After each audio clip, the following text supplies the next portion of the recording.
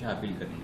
देखिए, जो खबर आई है उसमें जिन सज्जन की हत्या हुई है वो जनसुराज में आधिकारिक तौर पर नहीं है, लेकिन जनसुराज के जो वहाँ आधिकारिक उम्मीदवार हैं पीयूष जी, उनके साथ उनके समर्थन में वो लगे रहे हैं। और ये दिखाता है कि कहीं न कहीं बिहार में जिस जंगल राज की बात होती थी, जो बाहर लोग सुनते थे कि चुनाव के दौरान बड़े पैमाने पर हिंसा होती है, वो कहीं न कहीं उसी को दर्शाता है।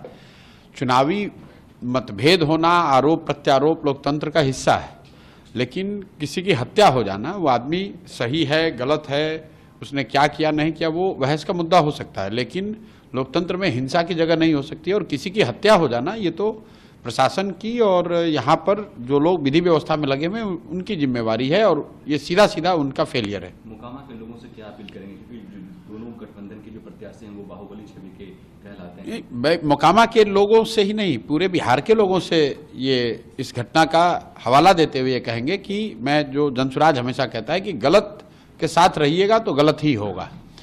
बाहुबली किसी जाति का हो, किसी समाज का हो, आपके गांव का हो, आपके विचारधारा का हो, जो गलत है वो गलत है। और मोकामा में ये दिख रहा है कि अगर दो बाहुबली लड़ रहे हैं, उसमें जनसुराज का एक पढ़ा लिखा यंग लड़का चुनाव लड़ रहा है, तो कितनी घबराहट है। मैंने एक पहले भी बयान में कहा था कि जो बाहुबली हैं वो बाहुबलियों से लड़ने में नहीं डरते हैं, वो अच्छे लोगों से लड़ने में डरते हैं।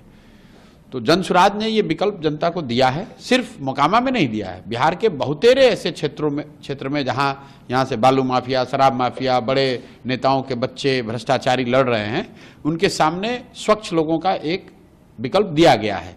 अब बिहार की जनता पर है कि वो स्वच्छ लोगों को चुनती है या फिर वही पुराने भ्रष्टाचारियों को, बाहुबलियों को चुनती है।